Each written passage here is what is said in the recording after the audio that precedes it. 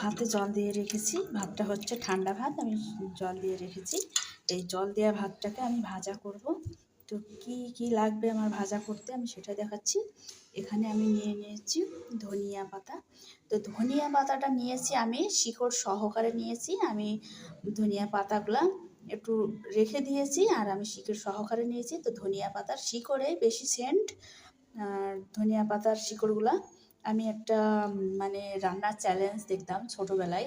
তো আমি ওই পাখি সিরিয়ালে হতো, মানে পাখিজা সিরিয়ালে মানে চ্যানেলে হতো বাংলাদেশের। তো আমার সেটা মানে মনে থেকে ভুলে গেছি যে আমি রান্নাটা দেখতাম, ওই মানে ম্যাডামের নামটা ভুলে গেছি।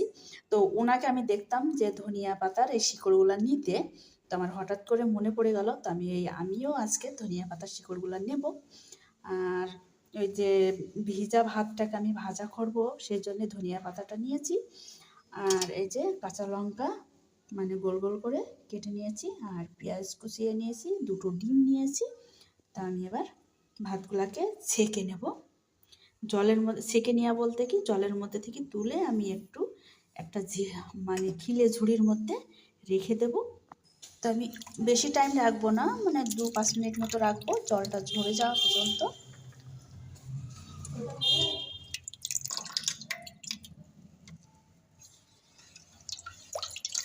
তো 5 মিনিটের জন্য ভাতটাকে আমি রেখে দিচ্ছি জলটা ঝরানো পর্যন্ত। আমার ভালো করে জলটা ঝরানো হয়ে গেছে। তো একটা আমার কাজ হয়েছিল, ফোনটা আমার মানে ভিডিও বানাতে যে মানে জলের মধ্যে এক বালতি জল আছে, জলের মধ্যে পড়ে গিয়েছিল। তাড়াহুড়ো করে তুলে মুছে নিয়ে আসলাম। জানি না ফোনটা কতদিন লাস্টিং করবে আমি বলতে পারছি না। আমি কড়াই বসিয়ে দিয়েছি, কড়াইয়ের মধ্যে তেল দিয়ে দিচ্ছি। তো যেহেতু তেলটা একটু বেশি লাগবে, তো তেলটা বেশি লাগার কারণ আছে, ভাতে জল ছিল তো, জলওয়ালা ভাত, সেজন্য ভেজা ভাত। আমি পেঁয়াজ আর লঙ্কা কাটা দিয়ে দিচ্ছি। এবার দিয়ে দেবো ডিম।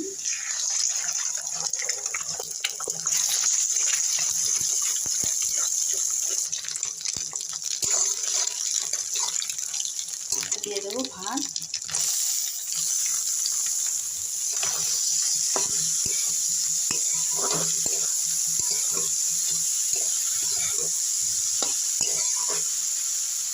এবার দিয়ে দেবো লবণ পরিমাণ মতো।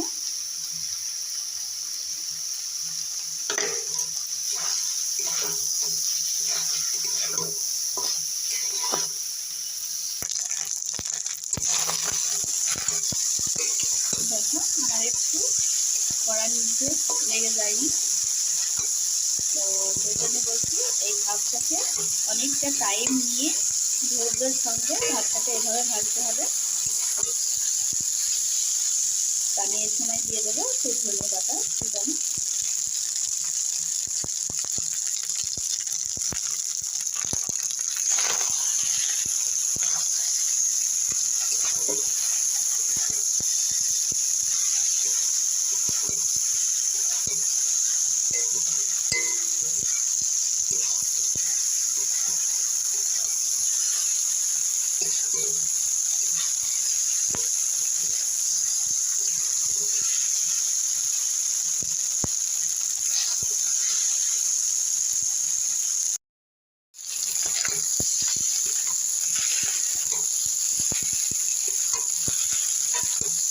আমার মাছগুলো ভাজা হয়ে গেছে, এবারে নামিয়ে নেবো।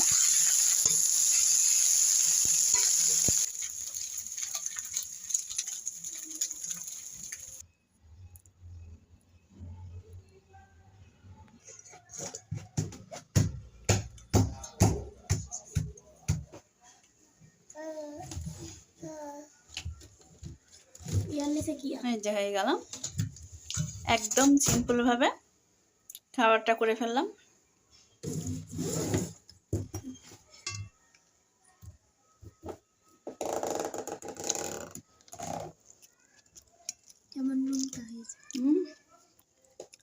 অসাধারণ টেস্ট হয়েছে, কিন্তু একটু হালকা লবণটা বেশি হয়ে গেছে।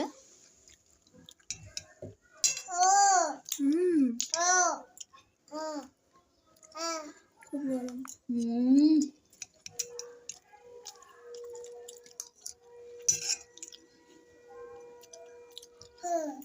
আমার মিষ্টি বন্ধুরা, এই যে কিভাবে ভিজা ভাত দিয়ে অথবা ঠান্ডা শুকনা ভাত থাকলে কিভাবে রান্না করতে হয় আমি সেভাবে দেখালাম।